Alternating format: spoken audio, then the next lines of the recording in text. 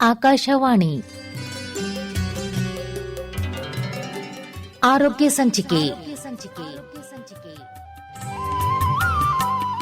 ಇವತ್ತಿನ ಕಾರ್ಯಕ್ರಮದಲ್ಲಿ ವಸಂತ ಋತುವಿನಲ್ಲಿ ನಮ್ಮ ಆಹಾರ ಮತ್ತು ಜೀವನ ಶೈಲಿ ಹೇಗಿರಬೇಕು ಈ ಕುರಿತು ಕಲಬುರಗಿಯ ವಿಶ್ವಚೇತನ ಆಯುರ್ವೇದ ಚಿಕಿತ್ಸಾಲಯದ ಆಯುರ್ವೇದ ತಜ್ಞ ವೈದ್ಯರಾದ ಡಾ ಸತೀಶ್ ಪಾಟೀಲ್ ಅವರೊಂದಿಗೆ ಸಂದರ್ಶನ ಕೇಳುವಿರಿ. ಸಂದರ್ಶಿಸುತ್ತಾರೆ ಬಿ ಸಿದ್ದಣ್ಣ. ನಮಸ್ಕಾರ ಕೇಳುಗರೆ, ಇವತ್ತಿನ ಆರೋಗ್ಯ ಸಂಚಿಕೆಯ ಕಾರ್ಯಕ್ರಮಕ್ಕೆ ತಮಗೆಲ್ಲ ಸ್ವಾಗತ. ಕೇಳುಗರೆ, ಈಗ ಚಳಿಗಾಲದಲ್ಲಿ ಇದ್ದೀವಿ ನಾವು. ಇನ್ನೇನು ಚಳಿಗಾಲ ಮುಗಿದು ಇನ್ನು ಸ್ವಲ್ಪ ದಿನದಲ್ಲಿ ಒಂದು ವಸಂತ ಋತು ಪ್ರಾರಂಭ ಆಗುತ್ತೆ, ಅಂದರೆ ಬೇಸಿಗೆ ಕಾಲ ನಮಗೆ ಆಗಮನ ಆಗುತ್ತೆ. ಈ ಋತುಗಳ ಬದಲಾವಣೆ ಸಂದರ್ಭದಲ್ಲಿ ಅಥವಾ ಕಾಲಗಳ ಬದಲಾವಣೆ, ನಾವೇನು ಸೀಸನ್ ಚೇಂಜಸ್ ಅಂತ ಏನು ಹೇಳ್ತೀವಲ್ಲ, ಇಂಥ ಸಂದರ್ಭದಲ್ಲಿ ನಮ್ಮ ಆರೋಗ್ಯದ ಮೇಲೆ ಮತ್ತು ಪ್ರಕೃತಿಯಲ್ಲಿ ಸಾಕಷ್ಟು ಬದಲಾವಣೆಗಳನ್ನು ಕಾಣ್ತೀವಿ. ಕೆಲವು ಸಮಸ್ಯೆಗಳು ಆಗುತ್ತೆ ನಮ್ಮ ಆರೋಗ್ಯದ ಮೇಲೆ. ಇಂಥ ಒಂದು ಸಂದರ್ಭದಲ್ಲಿ ನಮ್ಮ ಆಯುರ್ವೇದದಲ್ಲಿ ಯಾವ ರೀತಿಯ ಪರಿಹಾರಗಳನ್ನು ನಾವು ಕಂಡುಕೊಳ್ಬೋದು, ಮತ್ತು ನಮ್ಮ ಆಹಾರ, ನಮ್ಮ ಜೀವನ ಶೈಲಿ ಹೇಗಿರಬೇಕು, ನಾವು ಹೇಗಿದ್ದರೆ ನಾವು ಇಂಥ ಒಂದು ಸಮಸ್ಯೆಗಳಿಂದ ಮುಕ್ತಿಯನ್ನು ಪಡಿಬೋದು, ಇನ್ನು ಹಲವಾರು ವಿಷಯಗಳ ಬಗ್ಗೆ ನಾವು ಇವತ್ತು ಮಾಹಿತಿಯನ್ನು ಪಡೆಯೋಣ. ಇವತ್ತಿನ ಕಾರ್ಯಕ್ರಮದಲ್ಲಿ ಈ ವಿಷಯ ಕುರಿತಂತೆ ಮಾಹಿತಿ ಮಾಡಿಕೊಡ್ತಾ ಇದ್ದಾರೆ ಕಲಬುರಗಿಯ ವಿಶ್ವಚೇತನ ಆಯುರ್ವೇದ ಚಿಕಿತ್ಸಾಲಯದ ಆಯುರ್ವೇದ ತಜ್ಞ ವೈದ್ಯರಾದ ಡಾಕ್ಟರ್ ಸತೀಶ್ ಎಂ ಪಾಟೀಲ್ ಅವರು. ಸರ್ ನಮಸ್ಕಾರ. ಸರ್ ನಮಸ್ಕಾರ. ಕಾರ್ಯಕ್ರಮಕ್ಕೆ ತಮಗೆ ಸ್ವಾಗತ ಸರ್. ಧನ್ಯವಾದ ಸರ್. ಈಗ ನಾವು ಚಳಿಗಾಲದ ಕೊನೆಯ ಹಂತದಲ್ಲಿದ್ದೀವಿ. ಇನ್ನೇನು ಸ್ವಲ್ಪ ದಿನದಲ್ಲಿ ಚಳಿಗಾಲ ಮುಗಿದು ಬೇಸಿಗೆ ಪ್ರಾರಂಭ ಆಗುತ್ತೆ. ಅಂದರೆ ನಮ್ಮ ಋತುಗಳಲ್ಲಿ ಬಂದರೂ ವಸಂತ ಋತು ಆಗಮನ ಆಗುತ್ತೆ. ಈ ಸಂದರ್ಭದಲ್ಲಿ ನಮ್ಮ ವಾತಾವರಣದಲ್ಲಿ ಮತ್ತು ನಮ್ಮ ದೇಹದಲ್ಲಿ ಸಾಕಷ್ಟು ಬದಲಾವಣೆಗಳಾಗ್ತಾವಂತ ಹೇಳ್ತಾರೆ. ಯಾವ ರೀತಿಯ ಬದಲಾವಣೆಗಳು ಆಗ್ತವೆ ಮತ್ತು ಇವಕ್ಕೆ ಹೇಗೆ ನಾವು ಸ್ಪಂದಿಸಬೇಕಾಗುತ್ತೆ, ಸ್ವಲ್ಪ ಇದ್ರ ಬಗ್ಗೆ ವಿವರವಾಗಿ ತಿಳಿಸ್ಕೊಡಿ ಸರ್. ಸರ್, ವಸಂತ ಋತು ಅಂತಂದ್ರೆ mid March to mid May. ಈಗೇನು ಮಾರ್ಚ್ ಮಂತ್ ಏನು ಬೇಸಿಗೆ ಸ್ಟಾರ್ಟ್ ಆಗ್ತದೆ, ಅವಾಗ ನಾವು ಅದಕ್ಕೆ ವಸಂತ ಋತು ಅಂತ ಹೇಳ್ತೀವಿ.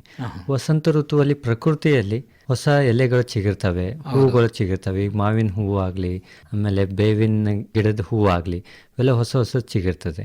ದೇಹದಲ್ಲಿ ಏನೇನು ಪರಿಣಾಮ ಆಗ್ತದೆ ಅಂತಂದರೆ, ಈಗ ಚಳಿಗಾಲದಲ್ಲಿ ಕಫ ಜಮಾ ಆಗಿರ್ತದೆ ದೇಹದಲ್ಲಿ, ತಂಪಿಗೋಸ್ಕರ ಕಫ ಜಮೆ ಆಗಿರ್ತದೆ. ಭಾಳ ಜನ ಕಫ ಸಮಸ್ಯೆಯಿಂದ ಬಳಲ್ತಾರೆ.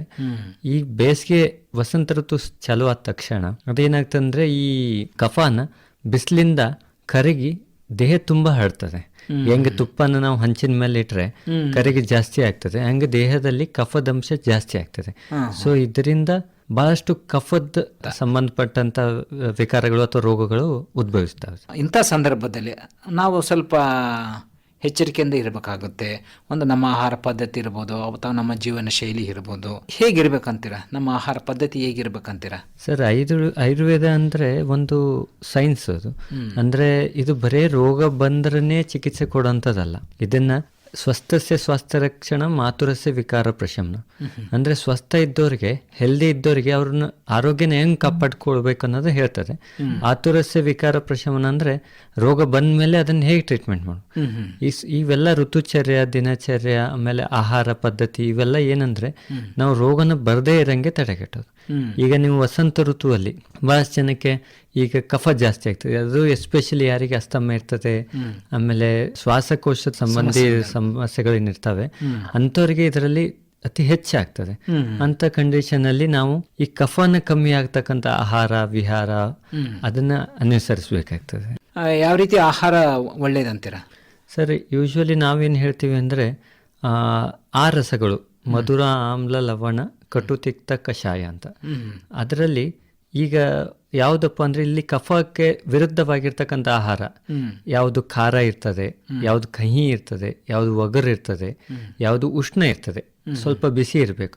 ಯೂಶ್ವಲಿ ನಾವು ಏನು ಮಾಡ್ತೀವಿ, ಬೇಸಿಗೆ ಬಂದ್ರ ಮೇಲೆ ಅತಿ ಫ್ರಿಜ್ದ ನೀರು ಕುಡಿಯೋದಾಗ್ಲಿ, ತಂಪಂದ ತುಪ್ಪ ತಿನ್ನೋದಾಗ್ಲಿ, ಆಮೇಲೆ ಹೆವಿ ಫುಡ್ಸ್ ತಗೊಳ್ಳೋದಾಗ್ಲಿ, ಇಂಥವನ್ನೆಲ್ಲ ಐಸ್ ಕ್ರೀಮ್ ತಿನ್ನೋದಾಗ್ಲಿ, ಇಂಥವೆಲ್ಲ ಮಾಡ್ತೀವಿ. ಮತ್ತು ಅದೇನಾಗ್ತದೆ, ಕಫಕ್ಕೆ ಕಫ ಅಂದರೆ ಪಾಸಿಟಿವ್ ಪ್ಲಸ್ ಪಾಸಿಟಿವ್ ಮತ್ತೆ ನೆಗೆಟಿವ್ ಆಗ್ತದೆ. ಸೊ ಪಾಸಿಟಿವ್ಗೆ ನೆಗೆಟಿವ್ ಆದ್ರೆ ಅದನ್ನ ಇದು ಆಗ್ತದೆ. ಸೊ ಹಂಗಾಗಿ ಈಗ ಕಟು ತಿಕ್ತ ಕಷಾಯ ಅಂತ ಹೇಳ್ತೀವಿ, ಉಷ್ಣ ಆಹಾರ ಅಂತ ಹೇಳ್ತೀವಿ. ಖಾರ ಜಾಸ್ತಿ ತಿನ್ಬೇಕು, ಕಹಿ ತಿನ್ಬೇಕು, ಒಗರು ತಿನ್ಬೇಕು, ಬಿಸಿ ಬಿಸಿ ಆಹಾರ ತಿನ್ಬೇಕು ಅಂತ ನಾವು ಹೇಳ್ತೇವೆ ಸರ್. ಸಾಮಾನ್ಯವಾಗಿ ನಮ್ಮ ಜನರು ಏನಂದ್ರೆ ಬಹಳ ಕಡಿಮೆ ಈ ಆಹಾರ ಪದ್ಧತಿಯನ್ನು ಬದಲಾಯಿಸೋದು. ಅವರಿಗೇನು ತಮ್ಮ ಮನಸ್ಸಿಗೆ ಬಂತು ಅದನ್ನು ಒಂದು ಸೇವನೆ ಮಾಡೋಂಥದ್ದು ಅವರ ಒಂದು ಅಭ್ಯಾಸ ಆಗಿರ್ತತೆ. ಇಂಥ ಸಂದರ್ಭದಲ್ಲಿ ಈಗ ನೋಡಿ ನಾವು ಹೇಳಿದ್ರಿ ಕಫ ಎಲ್ಲ ಕರಗಿಡಿ ಬಾಡಿಗೆಲ್ಲ ಇದಾಗುತ್ತಂತೇಳಿ, ತಜ್ಞರಿಗೆ ಅದು ಗೊತ್ತಾಗುತ್ತೆ, ಆದರೆ ಸಾಮಾನ್ಯ ಜನಗಳಿಗೆ ಅದು ಗೊತ್ತಾಗಲ್ಲ. ಇದರಿಂದ ಬೇರೆ ಬೇರೆ ಒಂದು ಇನ್ಫೆಕ್ಷನ್ಸ್ ಎಲ್ಲ ಆಗ್ಬೋದು. ಈ ಸಂದರ್ಭದಲ್ಲಿ ಅವರು ಯಾವ ರೀತಿ ಎಚ್ಚರಿಕೆಯಿಂದ ಇರಬೇಕಾಗುತ್ತೆ ಅಂತೀರ? ಸೀಸನ್ ಚೇಂಜ್ ಆಗುತ್ತೆ ಅನ್ನೋದು ನಮಗೆ ಗೊತ್ತಾಗುತ್ತೆ ಅಷ್ಟೇ, ಆದರೆ ನಮ್ಮ ಆಹಾರ ಪದ್ಧತಿ ಏನು ಚೇಂಜ್ ಮಾಡಲ್ಲ. ನಾವು ಚಳಿಗಾಲದಲ್ಲಿ ಏನೋ ಊಟ ಮಾಡ್ತೀವಿ ಮತ್ತು ಬೇಸಿಗೆಯಲ್ಲಿ ಅದನ್ನೇ ಊಟ ಮಾಡ್ತೀವಿ. ಸರ್ ಆ್ಯಕ್ಚುಲಿ ಏನಂದರೆ ಈಗ ನಮ್ಮ ಹಿರಿಯರು ಏನು ಮಾಡಿದ್ದಾರೆ, ಎಳ್ಳು ಅಮಾವಾಸ್ಯೆ ಅಂತ ಮಾಡಿದರು, ಎಳ್ಳು ಪ್ಲಸ್ ಬೆಲ್ಲ. ಈಗ ಯುಗಾದಿ ಬರ್ತದೆ, ಬೇವಿನ ಎಲೆ ಅದನ್ನೆಲ್ಲ ಸೇವನೆ ಮಾಡ್ತೀವಿ. ಇವೆಲ್ಲ ಸೇವನೆ ಮಾಡೋದ್ರಿಂದ ದೇಹದಲ್ಲಿರ್ತಕ್ಕಂಥ ಎಕ್ಸ್ಟ್ರಾ ಕಫ ಏನಂದರೆ ಹೊರಗಾಗ್ತದೆ. ಒಂದು. ಎರಡನೇದು, ಎಲ್ಲ ರೋಗಕ್ಕೂ ಮೂಲ ಕಾರಣ ಡೈಜೆಷನ್. ನೀವು ಈಗೇನಾಗ್ತದೆ, ಬೇಸಿಗೆಯಲ್ಲಿ ಜಾಸ್ತಿ ಅತಿ ಹೆಚ್ಚು ನೀರು ಕುಡಿತೀವಿ, ಬಿಸಿಲಿದೆ ಬಿಸಿಲಿದೆ ಬಿಸಿಲಿದೆ ಅಂತ ನೀರು ಕುಡ್ಕೋತ ಹೋಗ್ತೀವಿ. ಕುಡ್ದಂಗೆ ಏನಾಗ್ತದೆ, ಬೆಂಕಿ ಮೇಲೆ ಎಷ್ಟು ನೀರು ಹಾಕ್ತೀರಿ ಬೆಂಕಿ ಹಾರ್ಕೋತ ಹೋಗ್ತದೆ. ಹಂಗೆ ದೇಹದ ಅಗ್ನಿ ಕಮ್ಮಿ ಆದರೆ ಎಲ್ಲಾ ಸಮಸ್ಯೆಗಳು ಉದ್ಭವ ಆಗ್ತವೆ. ವಿಶೇಷವಾಗಿ ಈ ಚರ್ಮ ಕಾಯಿಲೆಗಳಿರ್ಬೋದು, ಆಮೇಲೆ ಮಾನಸಿಕ ರೋಗಗಳಾಗ್ಬೋದು, ಆಮೇಲೆ ಕೊಲೆಸ್ಟ್ರಾಲು, ಆಮೇಲೆ ಹೃದಯಾಘಾತ, ಬಹಳಷ್ಟು ಎಲ್ಲಕ್ಕೂ ಕಾರಣ ನಮ್ಮ ಅಗ್ನಿ, ಡೈಜೆಷನ್. ನಮ್ಮ ಡೈಜೆಷನ್ ಸರಿ ಇದ್ರೆ ಎಲ್ಲ ಸಮಸ್ಯೆಗಳೂ ಸರಿ ಇರ್ತವೆ ಅಂತ. ಈಗ ನೋಡ್ರಿ, ಈಗಿನ ಯುಗದಲ್ಲಿ ಎಷ್ಟೋ ಯುವಕರು, ಮನೆ ನೋಡಿದೆ 6 ವರ್ಷದಿಂದ 8 ವರ್ಷದಿಂದ 10 ವರ್ಷದ ಮಕ್ಕಳಿಗೆ ಸಹಿತ ಹೃದಯಾಘಾತ ಆಗಿ ಸಾವನ್ನಪ್ತಿದ್ದಾರೆ. ಎಲ್ಲನೂ ಅವ್ರವ್ರ ಆಹಾರ ಪದ್ಧತಿಯಿಂದನೇ ಇದೆಲ್ಲ ಆಗ್ತಿದೆ. ಅವ್ರವ್ರ ದಿನಚರ್ಯ, ಋತುಚರ್ಯ, ನಮ್ಮ ಅಂದ್ರೆ ಆಯುರ್ವೇದ ಪದ್ಧತಿಯಲ್ಲಿ ಏನು ಹೇಳಿದ್ದಾರೆ ಇದನ್ನು ಪ್ರತಿಯೊಬ್ಬರು ಪಾಲನೆ ಮಾಡೋದು ಒಳ್ಳೇದು ಅಂತ ಅನಿಸ್ತದೆ. ಇನ್ನು ಕೆಲವರೆಲ್ಲ ಹೇಳ್ತಾರೆ ಚಳಿಗಾಲದಲ್ಲಿ ಹೃದಯ ಸಂಬಂಧಿ ಸಮಸ್ಯೆಗಳು ಹೆಚ್ಚು ಅಂತೇಳಿ, ಅದಕ್ಕೆ ಏನು ಕಾರಣ ಅಂತ ಹೇಳ್ತಾರೆ ಸರ್? ಸರ್ ಅದೇ ಈಗ ನಾವು ಹೇಳ್ತೀವಿ ಕಫಸ್ಥಾನ ಅಂದರೆ ಉರಸ್ಥಾನ ಅಂದರೆ ಎದೆಯಲ್ಲಿರ್ತಕ್ಕಂಥದ್ದು ಕಫ ಅಂತ. ಸೊ ಅದರಲ್ಲಿ ವಿಶೇಷವಾಗಿ ಈ ಏನಂತ ಹಾರ್ಟ್ ಏನಿದೆ ಅಲ್ಲ ರೀ, ಅದು ಇರೋದು ಅಲ್ಲೇನೆ. ಸೊ ಒಂದಕ್ಕೊಂದು ಲಿಂಕ್ ಆಗಿ ಈಗ ನಾವು ವಸಂತ ಋತುವಲ್ಲಿ ಕಫ ಇರ್ತದೆ, ಮತ್ತು ನಾವು ಅದಕ್ಕೆ ವಿರುದ್ಧ ಆಹಾರ, ಮೊಸರು ತಿನ್ನೋದಾಗ್ಲಿ, ಆಮೇಲೆ ತುಪ್ಪ ಉಣ್ಣೋದಾಗ್ಲಿ, ಆಮೇಲೆ ಅತಿ ತಣ್ಣ ನೀರು ಕುಡಿಯೋದಾಗ್ಲಿ, ಐಸ್ ಕ್ರೀಮ್ ತಿನ್ನೋದಾಗ್ಲಿ, ಆಮೇಲೆ ನಾನ್ ವೆಜ್ ತಿನ್ನೋದಾಗ್ಲಿ, ಈ ಹೆವಿ ಅವ್ರಿಗೆ ಪಚನ ಆಗ್ತಾ ಇದೆಯೋ ಇಲ್ಲೋ ಗೊತ್ತಿಲ್ಲ, ಬಟ್ ತಿನ್ಕೋತ ಹೋಗ್ತೀವಿ. ಆ ತಿಂದು ಏನಾಗ್ತದೆ, ಕೊಬ್ಬು ಆಗ್ತದೆ. ಆ ಕೊಬ್ಬು ಹೋಗಿ ಬ್ಲಾಕ್ ಆಗ್ತದೆ, ಬ್ಲಾಕ್ ಇಂದ ಹಾರ್ಟ್ ಆಗ್ತದೆ. ಸೊ ಹಂಗಾಗಿ ಆಹಾರ ಪದ್ಧತಿ ಸರಿಯಾದ್ರೆ ಎಲ್ಲದನ್ನು ನಾವು ಮೆಂಟೇನ್ ಕಂಟ್ರೋಲ್ ಮಾಡ್ಬೋದು ಅನ್ನೋದು ನಮ್ದು. ಈಗ ನಮ್ಮಲ್ಲಿ ಸಿಗುವಂತ ಆಹಾರಗಳು ಯಾವಂತ ಹೇಳ್ತೀರಾ ಸರ್? ಸರ್ ನಮ್ಮಲ್ಲಿ ಕಫ ಕಮ್ಮಿ ಮಾಡಲಿಕ್ಕೆ ಈಗ ಜಮೆಗೋಧಿ ಅಂತ ಹೇಳ್ತೀವಿ. ಆಕ್ಚುಲಿ ಜಮೆಗೋಧಿ ಆಯುರ್ವೇದ ಶಾಸ್ತ್ರದಲ್ಲಿ ಶುಗರನ್ನು ಬರದೇ ಇರಂಗೆ ನೋಡ್ಕೊಳ್ಳಿಕ್ಕೆ ಒಂದು ಔಷಧಿ ಮತ್ತು ಆಹಾರ ಅಂದರೆ ಜವೆಗೋಧಿ. ಅದರದ್ದೇ ಬಹಳಷ್ಟು ಔಷಧಿನೂ ಇದೆ. ಆಮೇಲೆ ಈಗ ಮಸಾಲ ಐಟಮ್ ಆರ್ದ್ರಕ್ ಅಂದರೆ ಅಲ್ಲ ಆಗಲಿ, ಮೆಣಸು, ಜೀರಿಗೆ, ಓಂಕಾಳು, ಆಮೇಲೆ ಅರಿಶಿಣ, ಆಮೇಲೆ ವಿಶೇಷವಾಗಿ ಜೇನುತುಪ್ಪಕ್ಕೆ ಬಹಳ ಪ್ರಾಧಾನ್ಯತೆ ಇದೆ. ನಾವು ಆಯುರ್ವೇದದಲ್ಲಿ ಮಧುದಕ ಅಂತ ಹೇಳ್ತೀವಿ ರೀ. ಮಧು ಪ್ಲಸ್ ಉದಕ. ಮಧು ಅಂದ್ರೆ ಜೇನುತುಪ್ಪ, ಉದಕ ಅಂದ್ರೆ ನೀರು. ಈಗ ಪ್ರತಿಯೊಬ್ಬರು ಬೇಸಿಗೆಯಲ್ಲಿ ಏನ್ ಮಾಡ್ಬೇಕಂದ್ರೆ ಜೇನುತುಪ್ಪನ ನೀರಲ್ಲಿ ಸೇರಿಸಿ, ಅಂದ್ರೆ ಬಿಸಿನೀರಲ್ಲಿ ಜೇನುತುಪ್ಪ ಸೇರಿಸ್ಬಾರ್ದು, ಅದು ಮತ್ತೆ ವಿರುದ್ಧ ಆಗ್ತದೆ. ನಾರ್ಮಲ್ ನೀರಲ್ಲಿ ಸೇರಿಸಿ ಕುಡಿಯೋದ್ರಿಂದ ಎಕ್ಸೆಸ್ ವಾಟರ್ ನಾವು ಕುಡಿತೀವಿ, ಅದು ಹೊರಗಡೆ ಹೋಗ್ತದೆ. ಅದು ಹೋಗೋದ್ರಿಂದ ಆರೋಗ್ಯ ಚೆನ್ನಾಗಿರ್ತದೆ ಅಂತ ಹೇಳ್ತಾರೆ. ಚಳಿಗಾಲದಲ್ಲಿ ಇಂಥ ಒಂದು ಆಹಾರನ ನಾವು ನಮ್ಮ ಆಹಾರದಲ್ಲಿ ಇವನ್ನ ಹೆಚ್ಚಾಗಿ ಬಳಸೋದ್ರಿಂದ ಈ ಮಸಾಲೆ ಪದಾರ್ಥಗಳು ಮತ್ತು ತಾವೇನು ಹೇಳಿದ್ರೆ ಜೇನುತುಪ್ಪ, ಆಮೇಲೆ ಜವೆಗೋಧಿ ಇದೆಲ್ಲ ಹೇಳ್ತಾರೆ. ಈ ಸಂದರ್ಭದಲ್ಲಿ ನಾವು ಅವನ್ನ ಮುಂದುವರ್ಸಲಿಕ್ಕೆ ಆಗಲ್ಲ. ನಮಗೆ ಗೊತ್ತು ಇದು ಒಳ್ಳೇದಲ್ಲ ಅಂತೇಳಿ, ಆದರೂ ನಾವು ಅದೇ ನೀವು ಹೇಳ್ದಂಗೆ ಐಸ್ ಕ್ರೀಮ್ ತಿಂತೀವಿ, ಆಮೇಲೆ ಮೊಸರು ಕುಡಿತೀವಿ, ಆಮೇಲೆ ಎಲ್ಲ ತಣ್ಣನ ನೀರು ಕುಡಿತೀವಿ, ಫ್ರಿಜ್ನಲ್ಲಿರೋಂಥದ್ದು ಎಲ್ಲ ತಣ್ಣಗಿರೋ ಹಣ್ಣನ್ನೆಲ್ಲ ತಿಂತೀವಿ. ಇದರಿಂದ ಏನು ಸಮಸ್ಯೆಗಳಾಗ್ಬೋದು ಸರ್? ಆ್ಯಕ್ಚುಲಿ ವಸಂತ ಋತು, ಈಗ ಬೇಸಿಗೆ ಬರೋದು ಎರಡು. ಈಗ ವಸಂತ ಋತುವಲ್ಲಿ ಕಫ ಜಾಸ್ತಿ ಆಗ್ತದೆ, ಆಮೇಲೆ ಗ್ರೀಷ್ಮ ಋತು ಅಂತ ಬರ್ತದೆ. ಗ್ರೀಷ್ಮ ಋತುವಲ್ಲಿನೂ ಒಂದಿಷ್ಟು ಬಿಸಿಲು ಇರ್ತದೆ. ಸೊ ವಸಂತ ಋತುವಲ್ಲಿ ಬಿಸಿಲು ಸ್ಟಾರ್ಟ್ ಆಗ್ತದೆ, ಗ್ರೀಷ್ಮ ಋತುವಲ್ಲಿ ಎಂಡ್ ಆಗ್ತದೆ. ವಸಂತ ಋತುವಲ್ಲಿ ನಾವು ಇದನ್ನೆಲ್ಲ ಅಂದ್ರೆ ಈಗ ಜವೆಗೋಧಿ, ಜೇನುತುಪ್ಪ, ಆಮೇಲೆ ಅಲ್ಲ, ಮೆಣಸು ಇಂಥವೆಲ್ಲ ತಗೊಳ್ಳೋದ್ರಿಂದ ಕಫ ಕರಗಿದ್ರೆ ಮುಂದೆ ಗ್ರೀಷ್ಮ ಋತುವಲ್ಲಿ ಸಮಸ್ಯೆ ಆಗಲ್ಲ. ಗ್ರೀಷ್ಮ ಋತು ಅವಾಗ ಏನಾಗ್ತದೆ, ಬಿಸಿಲು ಅತಿ ಹೆಚ್ಚಾಗಿರ್ತದೆ, ಅವಾಗೆಲ್ಲ ಡ್ರೈನೆಸ್ ಜಾಸ್ತಿ ಇರ್ತದೆ, ನೀರು ಬತ್ತಿ ಹೋಗ್ತದೆ, ಆಮೇಲೆ ದೇಹದಲ್ಲಿನೂ ನೀರು ಬತ್ತಿ ಹೋಗ್ತದೆ, ಅವಾಗ ನೀರಿನಂಶ ಜಾಸ್ತಿ ಬೇಕಾಗ್ತದೆ. ಬಟ್ ವಸಂತ ಋತುವಲ್ಲಿ ನೀರಿನಂಶ ಎಷ್ಟು ಶೇಖರಣೆ ಆಗ್ತದೆ ಅಷ್ಟು ಗ್ರೀಷ್ಮ ಋತುವಲ್ಲಿ ವಾತ ರೋಗಗಳು ಜಾಸ್ತಿ ಆಗ್ತಾವ್ರಿ. ಸೊ ಹಂಗಾಗಿ ವಸಂತ ಋತುವಲ್ಲಿ ನಾವು ಆದಷ್ಟು ಕಫನ ಕಮ್ಮಿ ಮಾಡ್ತಕ್ಕಂಥದ್ದು ತಗೋಬೇಕು. ಗ್ರೀಷ್ಮ ಋತುವಲ್ಲಿ ನಾವು ಈಗ ಮಜ್ಜಿಗೆ ತಗೊಳ್ಳೋದಾಗ್ಲಿ, ಜ್ಯೂಸಸ್, ಹಣ್ಣಿನ ಜ್ಯೂಸ್ ಅತಿ ತಣ್ಣಗೆ ಮಾತ್ರ ತಂಪಿರಬಾರ್ದ್ರಿ. ಸಕ್ಕರೆ ಮತ್ತೆ ಮಾವಿನ ಹಣ್ಣಿಂದ ಒಂದು ವಿಶೇಷತೆ ಇದೆ. ಅದು ದೇಹದಲ್ಲಿ ಇರ್ತಕ್ಕಂಥ ಎಕ್ಸೆಸ್ ಕಫ ಏನಿದೆ ಅದು ಹೊರಗಡೆ ಆಗ್ತದೆ. ಗಂಜಿ, ನುಚ್ಚು, ಮಜ್ಜಿಗೆ ನಮ್ಮ ದೇಸಿ ಅಂದ್ರೆ ಈಗ ಯೂಶುವಲಿ ಬೇಸಿಗೆ ಬಂದ್ರೆ ನಾವು ನುಚ್ಚು ಮಜ್ಜಿಗೆ ಸರ್ವೇ ಸಾಮಾನ್ಯ, ಬಟ್ ಅದರದ್ದು ಬಹಳ ಮಹತ್ವ ಇದೆ. ಮುಂದೆ ಬರ್ತಕ್ಕಂಥ ಸಮಸ್ಯೆಗಳನ್ನ ತಡೆಗಟ್ಟತಕ್ಕಂಥ ಕೆಲಸ ಮಾಡ್ತದೆ. ಸಮಸ್ಯೆಗಳು ಬರಬಾರದು ಅಂದ್ರೆ ಪರಿಹಾರ ಕ್ರಮಗಳು ಏನಂತ ಹೇಳ್ತೀರಾ ಸರ್? ಮೊದಲು ಆಹಾರದಲ್ಲಿ ನಾವು ಹೇಳಿದಂಗೆ ಫಸ್ಟ್ ಇನಿಷಿಯಲ್ ಅಪ್ ಟು ಮೇವರೆಗೂ ನಾವೇನು ಮಾಡ್ಬೇಕಂತಂದ್ರೆ ಸ್ವಲ್ಪ ಕಫ ಕಮ್ಮಿ ಆಗ್ತಕ್ಕಂಥ ಆಹಾರ ವಿಹಾರನ ತಗೊಳ್ಬೇಕು. ಅದು ಹೇಳಿದ್ನಲ್ಲ, ಅಂದರೆ ಖಾರ ಇರೋದು, ಆಮೇಲೆ ಕಹಿ ಇರೋದು, ಹಾಗಲಕಾಯಿ ಆಗಲಿ, ಆಮೇಲೆ ಬೇವಿನ ಎಲೆ ಆಗಲಿ, ಬೆಲ್ಲ ಆಗಲಿ, ಇಂಥವನ್ನ ತಗೊಳ್ಬೇಕು. ಆಮೇಲೆ ಅದರ ಜೊತೆ ಸ್ವಲ್ಪ ಎಕ್ಸಸೈಸ್ ಆಗಲಿ, ಆಮೇಲೆ ಊಟನ ಹೆವಿ ಆಗಿರಬಾರ್ದು, ಲೈಟ್ ಲಘು ಆಹಾರ ಆಗಬೇಕು. ಆಮೇಲೆ ಇಂಥವೆಲ್ಲ ಮಾಡಿ ಮತ್ತೆ ವಮನ ಅಂತ ಹೇಳ್ತಾರೆ. ವಿಶೇಷವಾಗಿ ಆಯುರ್ವೇದದಲ್ಲಿ ಪಂಚಕರ್ಮ ಅಂತ ಹೇಳಿದ್ದಾರೆ. ನಾವು ನೋಡಿದಾಗೆ ವಮನ ಮಾಡೋದ್ರಿಂದ ಬಹಳಷ್ಟು ರೋಗಗಳು ಇದ್ದೂ ಹೋಗ್ತವೆ ಅಥವಾ ಮುಂದೆ ಬರೋದಿದ್ರೂ ಅಲ್ಲೇ ತಡೆಗಟ್ತದೆ. ವಮನ ಅಂತಂದ್ರೆ ಅದನ್ನ ನಾವೇನ್ ಮಾಡ್ತೀವಿ, ವಿಕೃತ ಕಫ ಅನ್ನೋದೇನಿರ್ತದೆ ದೇಹದಲ್ಲಿ. ಈಗ ಅಂದ್ರೆ ವಸಂತ ಋತುವಲ್ಲಿ ಕಫ ಏನು ಜಮಾ ಆಗಿರ್ತದೆ, ಅವಾಗ ನಾವೇನ್ ಮಾಡ್ತೀವಿ ಅಂದ್ರೆ ಔಷಧಿ ಎಲ್ಲ ಕೊಟ್ಬಿಟ್ಟು ನಾವು ವಾಮಿಟಿಂಗ್ ಮಾಡಿಸ್ತೀವಿ, ವಾಂತಿ ಮಾಡಿಸ್ತೀವಿ. ಸೊ ಮಾಡಿಸೋದ್ರಿಂದ ಇರ್ತಕ್ಕಂಥ ದುಷ್ಟ ಕಫ ಆಗಲಿ, ಕೊಲೆಸ್ಟ್ರಾಲ್ ಆಗಲಿ, ಆಮೇಲೆ ದೇಹನ ಶುದ್ಧಿ ಆಗ್ತದೆ. ವಮನ ಮಾಡೋದು ತುಂಬ ಸೂಕ್ತ ಅಂತಂದ್ರೆ. ಸರ್, ಈಗ ಕೆಲವರಿಗೆ ಬೇಸಿಗೆಯಲ್ಲೂ ಈ ಚರ್ಮ ಸಮಸ್ಯೆಗಳು, ಚರ್ಮಕ್ಕೆ ಸಂಬಂಧಪಟ್ಟಂಥ ಸಮಸ್ಯೆಗಳು ಬಹಳ ಕಾಡ್ತಿರ್ತವೆ. ಅದರಲ್ಲಿ ಈಗ ಏನು ನಾವು ಈ ಒಣ ಚರ್ಮ ಅಂತ ಹೇಳ್ತಾರೆ ಈ ಚಳಿಗಾಲದಲ್ಲಿ. ಈ ಒಂದು ಸಂದರ್ಭದಲ್ಲಿ ಹೆಚ್ಚಿಗೆ ನೀರನ್ನು ಕುಡಿಲಿಕ್ಕಾಗಲ್ಲ ಅವರಿಗೆ, ಆದರೆ ಬಹಳ ವಿಪರೀತವಾಗಿ ಸಮಸ್ಯೆ ಮಾಡ್ತಿರ್ತಾರೆ. ಇದನ್ನ ಅವರು ಒಂದು ನಿಯಂತ್ರಣ ಮಾಡ್ಕೊಳ್ಳೋಕೆ ಏನು ಮಾಡ್ಬೇಕಾಗುತ್ತೆ ಸರ್? ಆ್ಯಕ್ಚುಲಿ ಏನಂತಂತಂದರೆ ಯೂಶುವಲಿ ಚಂದನ ಅಂತ ಹೇಳ್ತೀವಿ ರೀ. ಈಗ ಚಂದನದ ಲೇಪ ಮೊದಲು ಹಿರಿಯರೆಲ್ಲ ಮಾಡ್ಕೋತಿದ್ರು, ಚಂದನ ಲೇಪ ಹಾಕ್ತಿದ್ರು ಮೈ ಮೇಲೆಲ್ಲ. ಈಗ ಅದನ್ನು ಸೌತ್ ಕೆನರಾದ ಕಡೆ ಹಾಕ್ತಾರೆ. ಚಂದನ ಲೇಪ ಹಾಕೋದ್ರಿಂದ ಏನಾಗ್ತದೆ, ಬಾಡಿ ಉಷ್ಣತೆಯನ್ನು ಕಮ್ಮಿ ಮಾಡ್ತಾರೆ. ಸೊ ಆ ಥರ ನಾವು ಈ ಕಹಿ ಪದಾರ್ಥನ ಹಾಗೆ ಅದು ಏನು ಬೇವಿನ ಎಲೆನ ತಗೊಳ್ಳೋದಾಗ್ಲಿ, ಬೇವಿನ ಎಲೆ ತಗೊಳ್ಳೋದ್ರಿಂದ ಬಹಳಷ್ಟು ಚರ್ಮ ಕಾಯಿಲೆಗಳು ಬರೋದಿಲ್ಲ, ಇದ್ದದ್ದನ್ನು ಸಹಿತ ಹೋಗ್ತದೆ.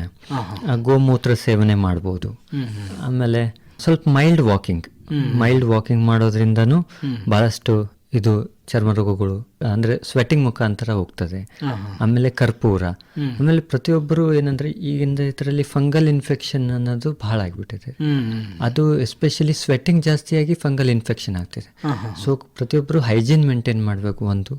ಆಮೇಲೆ ಅವರ ಟವೆಲು, ಅವ್ರ ಸೋಪು, ಆಮೇಲೆ ಗೋಮೂತ್ರ ಹಾಕಿ ಸ್ನಾನ ಮಾಡೋದಾಗ್ಲಿ, ಆಮೇಲೆ ಅರಿಶಿಣ ಹಾಕಿ ಸ್ನಾನ ಮಾಡೋದಾಗ್ಲಿ, ಇದನ್ನು ಮಾಡಬೇಕು. ಆಮೇಲೆ ಸ್ವಲ್ಪ ಜಾಸ್ತಿ ಆಗ್ತಿದ್ರೆ ಇಮಿಡಿಯೇಟ್ ಆಯುರ್ವೇದಿಕ್ ಡಾಕ್ಟರ್ ಅಥವಾ ಯಾರು ನಿಮ್ಗೆ ನಿಯರ್ ಬೈ ಇರ್ತಾರೆ ಅವ್ರಿಗೆ ಡಾಕ್ಟರ್ ಹತ್ರ ಹೋಗ್ಬೇಕಂತ ಒಳ್ಳೇದು. ಸರ್, ಈಗ ನಮ್ಮ ಆರೋಗ್ಯನ ಕಾಪಾಡ್ಕೋಬೇಕು, ನಮ್ಮ ಆರೋಗ್ಯ ಚೆಂದಾಗಿರ್ಬೇಕು, ಆಮೇಲೆ ಇಂಥ ಸಮಸ್ಯೆಗಳಿಂದ ದೂರ ಇರಬೇಕು ಅಂದರೆ ಆಯುರ್ವೇದದ ಮಹತ್ವ ಎಷ್ಟಿದೆ ಅಂತ ಹೇಳ್ತೀರಾ ಸರ್? ಆಯುರ್ವೇದದ ಮಹತ್ವ ನಾವು ಈಗ ಆಲ್ಮೋಸ್ಟ್ ಒಂದು 25,000 ಪೇಷಂಟ್ಸನ್ನು ನಾವು ಟ್ರೀಟ್ಮೆಂಟ್ ಮಾಡಿದ್ದೀವಿ. ನಾವು ನೋಡೋ ಪ್ರಕಾರ ಎಲ್ಲರೂ ಹೇಳ್ತಾರೆ ಆಯುರ್ವೇದ ತುಂಬ ಲೇಟು, ಮತ್ತು ಆಯುರ್ವೇದದಿಂದ ಬಹಳಷ್ಟು ಸಮಯ ಕಳಿಬೇಕಾಗ್ತದೆ ಅಂತ ಹೇಳ್ತಾರೆ. ಬಟ್ ಇದಕ್ಕೇನಂತಂದ್ರೆ ಇದರಲ್ಲಿ ಯಾವುದೇ ತರದ್ದು ನಿಮ್ಗೆ ಪೇನ್ ಆದರೆ ಇಮಿಡಿಯೇಟ್ ಅಂದ್ರೆ ಪೇನ್ ಕಮ್ಮಿ ಆಗ್ಲಿಕ್ಕೆ ಅಥವಾ ಜ್ವರ ಬಂದ್ರೆ ಜ್ವರ ಕಮ್ಮಿ ಆಗ್ಲಿಕ್ಕೆ ಇಂಥವು ಇರೋದಿಲ್ಲ. ಬಟ್ ನಾವೇನ್ ಮಾಡ್ತೀವಿ ಅಂದ್ರೆ ಮೂಲ ಸಹ ಟ್ರೀಟ್ಮೆಂಟ್ ಕೊಡ್ತೀವಿ. ಎಷ್ಟೋ ಜನಕ್ಕೆ ವರ್ಷಾನ್ಗಟ್ಲೆ ಮೆಡಿಸಿನ್ಸ್ ತಗೊಂಡ್ರು ಆಗದೆ ಇರೋದು ಒಂದು ವಾರ ಪಂಚಕರ್ಮ ಮಾಡಿದ್ರೆ ಕಂಪ್ಲೀಟ್ ಆರಾಮಾಗಿದ್ದಾರೆ. ಅದರ ಜೊತೆ ಏನಪ್ಪಾ ಅಂದ್ರೆ ಆಹಾರ ಆಗ್ಲಿ, ನಿಮ್ ಪತ್ತೆ ಆಗ್ಲಿ, ಎಷ್ಟೋ ಜನಕ್ಕೆ ನಿಧಾನಂ ಪರಿವರ್ತನಂ. ಈಗ ನಾವು ಈ ಕಡೆ ಏನೇನೋ ಊಟ ಮಾಡ್ತಾ ಇರ್ತೀವಿ, ಈ ಕಡೆ ಔಷಧಿ ತಗೋತಾ ಇರ್ತೀವಿ, ಆರೋಗ್ಯ ಹೆಂಗ್ ಸುಧಾರಣೆ ಆಗ್ತದೆ. ನಾವು ಎದರಿಂದ ಆಗ್ತಿದೆ ಅದನ್ನ ಬಿಟ್ರೆ ಆರಾಮ ಆಗ್ತೀವಿ. ಹಂಗೆ ಆಯುರ್ವೇದ ಇಸ್ ಅ ಸೈನ್ಸ್. ಆಯುಷ್ಯನ ಜಾಸ್ತಿ ಮಾಡ್ತಕ್ಕಂಥದ್ದನ್ನ ಆಯುರ್ವೇದ. ಸೊ ಅದನ್ನ ನಾವು ಅರ್ಥ ಬಹಳಷ್ಟು ಎಂತ ಕ್ಯಾನ್ಸರ್ ಆಗ್ಲಿ, ಸೋರಿಯಾಸಿಸ್ ಆಗ್ಲಿ, ಸುಮಾರು ಒಂದು 500-600 ಸೋರಿಯಾಸಿಸ್ ಪೇಷಂಟ್ಸ್ ಇದ್ದಾರೆ. ಅದರಲ್ಲಿ ಎಷ್ಟೋ ಜನ ನಾವು ಬರೀ ಜಸ್ಟ್ ಓನ್ಲಿ ಪಂಚಕರ್ಮ ಮತ್ತೆ ಅವರ ಆಹಾರ ಪದ್ಧತಿ ಚೇಂಜ್ ಮಾಡೋದ್ರಿಂದ 10-15 ವರ್ಷ ಆಯ್ತು, ಇಲ್ಲಿವರೆಗೆ ಅವರಿಗೆ ಮತ್ತೆ ರಿಮಿಷನ್ ಆಗಿಲ್ಲ. ಸೊ ಇದು ಆಯುರ್ವೇದದ ಮಹತ್ವ ಅಂತ ಹೇಳ್ಬೋದು. ಈಗ ನಾವು ವರ್ಷದಲ್ಲಿ ಕಾಲ ಬದಲಾವಣೆಗಳನ್ನು ಹಲವಾರು ಸಂದರ್ಭದಲ್ಲಿ ಅಲ್ಲೂ ಕಾಣ್ತೀವಿ. ಒಂದು ಚಳಿಗಾಲದಿಂದ ಬೇಸಿಗೆ, ಬೇಸಿಗೆ ಕಾಲದಿಂದ ಮತ್ತು ಮಳೆಗಾಲ. ಈಗ ನಾವು ಹವಾಮಾನ ಬದಲಾವಣೆ ಸಾಕಷ್ಟು ಸರಿ ನಾವು ಒಳಗಾಗ್ತೀವಿ. ಇಂಥ ಸಂದರ್ಭದಲ್ಲಿ ಈ ಕೆಲವರು ತಾವು ಆಗಲೇ ಹೇಳಿದ್ರಿ, ಅಸ್ತಮ ಅಂದರೆ ಉಬ್ಬಸ ಸಮಸ್ಯೆಗಳಿರೋರಿಗೆ ಸ್ವಲ್ಪ ಸಮಸ್ಯೆ ಆಗುತ್ತೆ. ಕೆಲವರಿಗೆ ಬಿಸಿಲು ಜಾಸ್ತಿ ಬಂದರೆ ಸಮಸ್ಯೆ ಆಗುತ್ತೆ, ಕೆಲವರಿಗೆ ಚಳಿ ಬಂದರೆ ಸಮಸ್ಯೆ ಆಗುತ್ತೆ. ಅವರು ತಮ್ಮ ಆರೋಗ್ಯನ ಯಾವ ರೀತಿ ನೋಡ್ಕೋಬೇಕಾಗುತ್ತೆ ಸರ್? ಸರ್, ಈಗ ವಿಶೇಷವಾಗಿ ಈಗ ಬೇಸಿಗೆಗಾಲದಲ್ಲಿ ಎಷ್ಟೋ ಜನಕ್ಕೆ ನಾನು ನೋಡ್ದಂಗೆ ಅತಿ ತೆಳ್ಳಗಿರ್ತಾರೆ, ವೃದ್ಧರಿರ್ತಾರೆ. ಅವರಿಗೆ ಬಿಸಿಲು ತಾಳಾಗೋದಕ್ಕೆ ಲೂಸ್ ಮೋಷನ್ಸ್ ಆಗ್ತದೆ ಸರ್. ಲೂಸ್ ಮೋಷನ್ಸಿಂದ ವೀಕ್ನೆಸ್ ಬರ್ತದೆ, ಭಾಳಷ್ಟು ಸಮಸ್ಯೆಗಳು. ಅಂಥ ಟೈಮ್ದಲ್ಲಿ ನಾವು ಅದೇ ಆಯುರ್ವೇದ ಹೇಳಿದಂಗೆ, ಆಯುರ್ವೇದದಲ್ಲಿ ಈಗ ನಾವು ನೀರು ಸಹಿತ ಸಂಸ್ಕಾರಿತ ನೀರು ತಗೊಂಡ್ರೆ ಒಳ್ಳೇದು ಸರ್. ಈ ಜೇಕಿನ ಗಡ್ಡಿ ಮುಸ್ತಾ ಅಂತ ಹೇಳ್ತೀವಿ, ಮುಸ್ತಾ ಶುಂಠಿ ಪಾನೀಯ ಅಂತ ಹೇಳ್ತಾರೆ. ಮುಸ್ತಾ ಮತ್ತೆ ಶುಂಠಿ ನೀರಲ್ಲಿ ಕುದಿಸಿ ಅದನ್ನ ಕುಡ್ಕೋತೋದ್ರಿ ಈ ಬರ್ತಕ್ಕಂಥ ಸಮಸ್ಯೆಗಳು ಬರಲ್ಲ ರೀ. ನೀವು ಸಿಂಪಲ್ ನುಚ್ಚು ಮಜ್ಜಿಗೆ ಅದು ತಗೊಂಡ್ರು, ಮಜ್ಜಿಗೆದಲ್ಲಿ ಒಂದೇನ್ ಕೆಪಾಸಿಟಿ ಅಂದ್ರೆ ಮೋಷನ್ ಆಗ್ಲಾರ್ದಂಗೆ ತಡೆಗಟ್ತದೆ. ನಮ್ಮ ಆಹಾರ ಪದ್ಧತಿಯಲ್ಲಿನೇ ಎಲ್ಲ ಚಿಕಿತ್ಸೆ ಇದೆ. ಆಮೇಲೆ ಈಗ ಜೇನುತುಪ್ಪ ಮತ್ತೆ ನೀರು, ಎಕ್ಸೆಸ್ ನೀರಿನ ಅಂಶ ಹೊರಗೆ ಹೋದ್ರೆ ಊಟದ ಪ್ರಮಾಣ ಜಾಸ್ತಿ ಆಗ್ತದೆ. ಸೊ ಅದರಿಂದ ಮುಂದೆ ವಾತ ರೋಗಗಳು ಕಮ್ಮಿ ಆಗ್ತವೆ. ಆಮೇಲೆ ಈಗ ನೀವು ಚಳಿಗಾಲದಲ್ಲಿ ಕೇಳಿದ್ರಿ, ಚಳಿಗಾಲದಲ್ಲಿ ಏನಪ್ಪಾ ಅಂತಂದ್ರೆ ಸ್ವಲ್ಪ ಮಸಾಲ ಐಟಮ್ಸ್, ಅಲ್ಲ, ಮೆಣಸು, ಲವಂಗ, ದಾಲ್ಚಿನ್ನಿ ಇಂಥವು ತಗೊಳ್ಳೋದ್ರಿಂದ, ಆಮೇಲೆ ವಾಕಿಂಗ್ ಎಕ್ಸಸೈಸ್ ಮಾಡೋದ್ರಿಂದ, ಆಮೇಲೆ ಇಂಥವು ಜೇನುತುಪ್ಪ ತಗೊಳ್ಳೋದ್ರಿಂದ, ಆಮೇಲೆ ಬಿಸಿ ನೀರು, ಶುಂಠಿ ನೀರು ಇಂಥವು ಕುಡಿಯೋದ್ರಿಂದ ಆದಷ್ಟು ಬರ್ತಕ್ಕಂಥ ಸಮಸ್ಯೆಗಳು ಬರೋದಿಲ್ಲ. ಆಮೇಲೆ ಕಹಿ ಪದಾರ್ಥ ಯಾವುದು ಹಬ್ಬದಲ್ಲಿ ಏನ್ ಸ್ಪೆಷಲಿ ಇರ್ತದೆ, ಈಗ ಯುಗಾದಿ ಹಬ್ಬಕ್ಕೆ ಬೇವು ಬೆಲ್ಲ ಅಂತ ಹೇಳ್ತೀವಿ, ಆಮೇಲೆ ಎಳ್ಳಮಸಿಗೆ ಎಳ್ಳು ಆಯ್ತು ಅಂತ ಹೇಳ್ತೀವಿ. ಆಮೇಲೆ ಈಗ ಮಾವಿನ ಹಣ್ಣಿನ ಸೀಸನ್, ಪ್ರತಿಯೊಬ್ಬರು ಆ ಸೀಸನ್ ಫ್ರೂಟ್ಸು ಸೀಸನ್ ಅಲ್ಲಿ ನಾವು ಮಾಡ್ತಕ್ಕಂಥ ನಮ್ದು ಅಂದ್ರೆ ನಮ್ ಹಿರಿಯರು ಹಾಕಿರ್ತಕ್ಕಂಥ ನಮ್ಗೇನು ಏನ್ ತಿನ್ಬೇಕು ಏನ್ ತಿನ್ಬಾರ್ದು ಅಂತ ಅದನ್ನೇ ಮಾಡ್ಕೋತೋದ್ರೆ ಎಷ್ಟೋ ರೋಗಗಳು ಬರೋದಿಲ್ಲ ಸರ್. ತಾವು ಹೇಳಿದ್ರೆ ಅಂದರೆ ನಮ್ಮ ಜೀವನ ಶೈಲಿ ಹೀಗಿದ್ದರೆ ಅದನ್ನು ಭಾಳಷ್ಟು ರೋಗಗಳನ್ನ ತಡೆಗಟ್ಟಬೋದು, ನಮ್ಮ ಆಹಾರ ಪದ್ಧತಿ ಇರ್ಬೋದು ಅಥವಾ ನಮ್ಮ ದಿನನಿತ್ಯ ಚಟುವಟಿಕೆಗಳು ಇರ್ಬೋದು ಅಂತಂತೇಳಿ. ಆದರೆ ಕೆಲವರು ಅನಿವಾರ್ಯ ಸಂದರ್ಭಗಳಲ್ಲಿ ಆರೋಗ್ಯ ಸಮಸ್ಯೆಗಳನ್ನು ಎದುರಿಸ್ತಿರ್ತಾರೆ.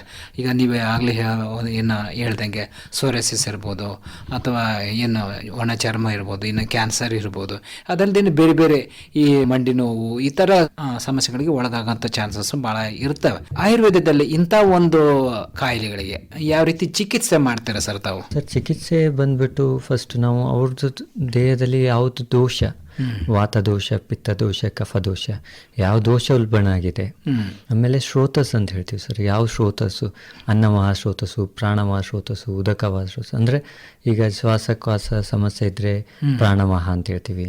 ಆಮೇಲೆ ಮೋಷನ್ ಸರಿ ಆಗ್ತಿದ್ರೆ ಆಮೇಲೆ ಅನ್ನವಾಹ ಶ್ರೋತಸ್ಸು, ಮೂತ್ರವಾಹ ಶ್ರೋತಸ್ಸು. ಆ ಶ್ರೋತಸ್ಗೆ ಅನುಗುಣವಾಗಿ ನಮ್ಮ ಆಯುರ್ವೇದದಲ್ಲಿ ಶೋಧನ ಮತ್ತು ಶಮನ ಅಂತ ಹೇಳ್ತೀವಿ. ಶೋಧನ ಅಂದ್ರೆ ಎಕ್ಸೆಸ್ ಕಫ ಜಮಾ ಆಗಿತ್ತು, ಎಕ್ಸೆಸ್ ಪಿತ್ತ ಜಮಾ ಆಗಿತ್ತು, ಅಥವಾ ವಾತ ಬಹಳ ಜಮಾ ಆಗಿತ್ತು ಅಂದ್ರೆ ಅದಕ್ಕೆ ನಾವು ಬಾಡಿಯಿಂದ ಪ್ಯೂರಿಫೈ ಮಾಡ್ತೀವಿ ಸರ್.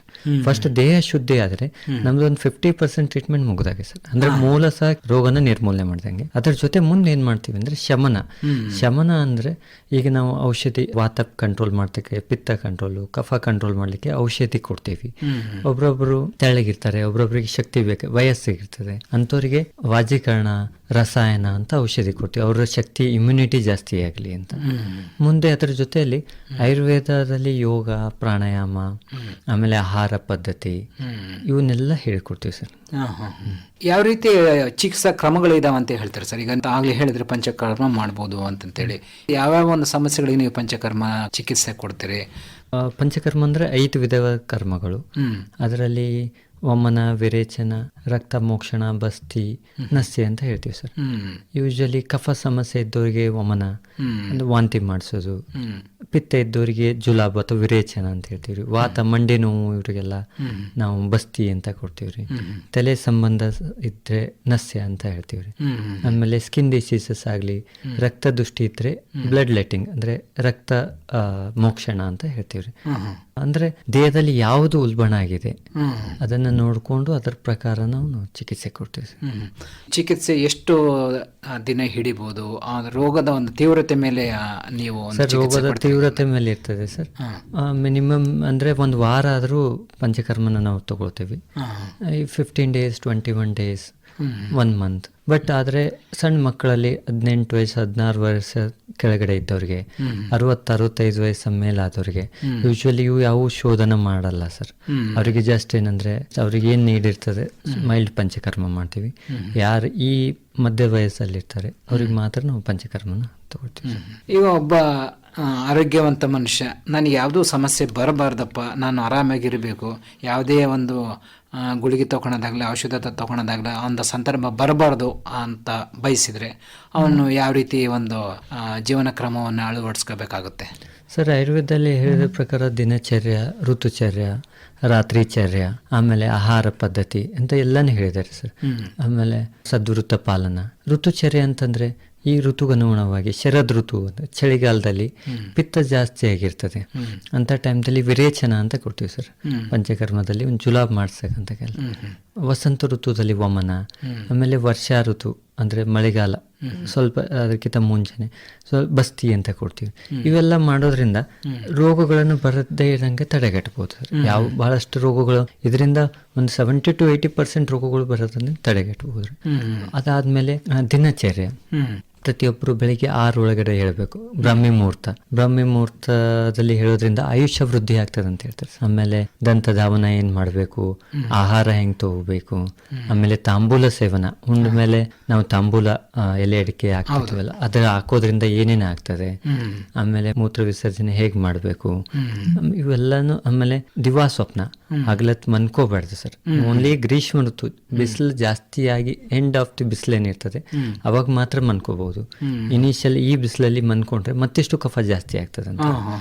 ಇದು ಏನಪ್ಪಾ ಅಂದ್ರೆ ಒಂದು ದಿನಚರ್ಯ, ಋತುಚರ್ಯ. ಆಮೇಲೆ ರಾತ್ರಿಚರ್ಯ, ರಾತ್ರಿ ನಾವು ಎಷ್ಟು ಬೇಗ ಮಲಗಬೇಕು, ಹೇಗ್ ಮಲಗಬೇಕು, ಯಾವ ದಿಕ್ಕಿಗೆ ಮಲಗಬೇಕು, ಇವನ್ನೆಲ್ಲ ಹೇಳಿದ್ದಾರೆ ಸರ್.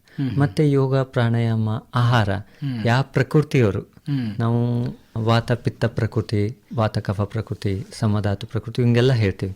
ಯಾವ ಪ್ರಕೃತಿಯವರು ಏನ್ ತಿನ್ಬೇಕು, ಏನ್ ತಿಂದ್ರೆ ಅವ್ರ ಆರೋಗ್ಯಕ್ಕೆ ಒಳ್ಳೇದು, ಆ ತರ ಅವ್ರಿಗೆ ನಾವು ಅಡ್ವೈಸ್ ಮಾಡಿದ್ರೆ ಅರ್ಧ ಸಮಸ್ಯೆಗಳು ಅವ್ರ ಆಹಾರದಲ್ಲಿನೇ ಕಮ್ಮಿ ಆಗ್ತದೆ ಸರ್. ಆಮೇಲೆ ಇದೆಲ್ಲ ಆಯುರ್ವೇದದಲ್ಲಿ ಪರಿಪೂರ್ಣ ಅಂದ್ರೆ ಫುಲ್ ಡೀಟೇಲ್ ಆಗಿ ಎಕ್ಸ್ಪ್ಲೇನ್ ಮಾಡಿದ್ದಾರೆ. ನಮ್ಮ ಭಾರತೀಯ ಶಾಸ್ತ್ರದಲ್ಲಿನೇ ಇಷ್ಟೆಲ್ಲ ಸಂಪತ್ತಿದೆ. ಸೊ ಅದಕ್ಕಾಗಿ ನಾವು ಬೇರೆ ಬೇರೆ ಸೈನ್ಸಿಗೇನು ಹೇಳ್ತಾ ಇಲ್ಲ. ಎಲ್ಲ ಸೈನ್ಸಲ್ಲಿ ಅವ್ರದ್ದೇ ಇರತಕ್ಕಂಥ ವ್ಯವಸ್ಥೆ ಇದೆ, ಯಾವುದು ಇದು ಅಂತಿಲ್ಲ. ಬಟ್ ಆಯುರ್ವೇದ ಫಸ್ಟ್ ಅಂತ ನಾವು ಈಗೇನು ಅಂತಿದ್ದೀವಿ, ಫಸ್ಟ್ ನೀವು ಮನೆಯಲ್ಲೇನೆ ಅಥವಾ ಆಯುರ್ವೇದಿಕ್ ಚಿಕಿತ್ಸೆಯಿಂದನೇ ನೀವು ಪ್ರಾರಂಭ ಮಾಡಿದ್ರೆ ಬಹಳಷ್ಟು ಸಮಸ್ಯೆಗಳು ಬರದೇ ಇರಂಗ ನೋಡ್ಕೋಬಹುದು. ಮತ್ತು ಪ್ರತಿಯೊಬ್ಬರು ಆರೋಗ್ಯವಂತರಾಗಿ ನಾವು ಹೇಳ್ತೀವಿ ಆಯು ಕಾಮಾಯ ಮಾನೇನ ಧರ್ಮಾರ್ಥ ಸುಖ ಸಾಧನ ಎಲ್ಲನೂ ಮಾಡ್ಬೋದು ಅನ್ನೋದು ಒಂದು ಆಯುರ್ವೇದದಲ್ಲಿ ಧನ್ಯವಾದ ಸರ್. ಸಾಕಷ್ಟು ಮಾಹಿತಿಯನ್ನು ತಿಳಿಸ್ಕೊಟ್ರೆ ಅಂದರೆ ನಮ್ಮ ಜೀವನ ಶೈಲಿ ಹೇಗಿರುತ್ತೆ, ನಮ್ಮ ಆರೋಗ್ಯ ಆಗಿರುತ್ತೆ ಅಂತ ನಾವು ಹೇಳ್ಬೋದು. ನಾವು ಒಳ್ಳೆಯ ಒಂದು ಜೀವನ ಶೈಲಿಯನ್ನು ರೂಪಿಸ್ಕೊಂಡ್ರೆ ನಮ್ಮ ಆಹಾರ ಕ್ರಮ ಇರ್ಬೋದು ಅಥವಾ ನಮ್ಮ ದಿನನಿತ್ಯ ಕಾರ್ಯ ಚಟುವಟಿಕೆಗಳಿರ್ಬೋದು, ನಾವು ಯಾವ ರೀತಿ ರೂಢಿಸ್ಕೊತೀವಿ ನಮ್ಮ ಒಂದು ಆರೋಗ್ಯನೂ ಅದೇ ರೀತಿ ಇರುತ್ತೆ.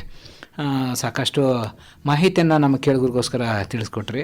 ಇನ್ನು ಆಯುರ್ವೇದ ಮಹತ್ವದ ಬಗ್ಗೆನೂ ತಾವು ಹೇಳಿದ್ರಿ. ಕಾರ್ಯಕ್ರಮದಲ್ಲಿ ಭಾಗವಹಿಸಿ ನಮ್ಮ ಕೇಳುಗರಿಗೆ ಸಾಕಷ್ಟು ಮಾಹಿತಿಯನ್ನು ತಿಳಿಸ್ಕೊಟ್ಟಿದ್ದಕ್ಕೆ ನಮ್ಮ ಆಕಾಶವಾಣಿ ಪರವಾಗಿ ತಮಗೆ ಧನ್ಯವಾದಗಳು. ನಮಸ್ಕಾರ ಸರ್. ಧನ್ಯವಾದ, ನಮಸ್ಕಾರ. ಇದುವರೆಗೆ ವಸಂತ ಋತುವಿನಲ್ಲಿ ನಮ್ಮ ಆಹಾರ ಮತ್ತು ಜೀವನ ಶೈಲಿ ಹೇಗಿರಬೇಕು ಈ ಕುರಿತು ಕಲಬುರಗಿಯ ವಿಶ್ವಚೇತನ ಆಯುರ್ವೇದ ಚಿಕಿತ್ಸಾಲಯದ ಆಯುರ್ವೇದ ತಜ್ಞ ವೈದ್ಯರಾದ ಡಾಕ್ಟರ್ ಸತೀಶ್ ಪಾಟೀಲ್ ಅವರೊಂದಿಗೆ ನಡೆಸಿದ ಸಂದರ್ಶನ ಕೇಳಿದಿರಿ. ಸಂದರ್ಶಿಸಿದವರು ಬಿ ಸಿದ್ದಣ್ಣ. ಆರೋಗ್ಯ ಸಂಚಿಕೆ ಕಾರ್ಯಕ್ರಮ ಪ್ರಸಾರವಾಯಿತು.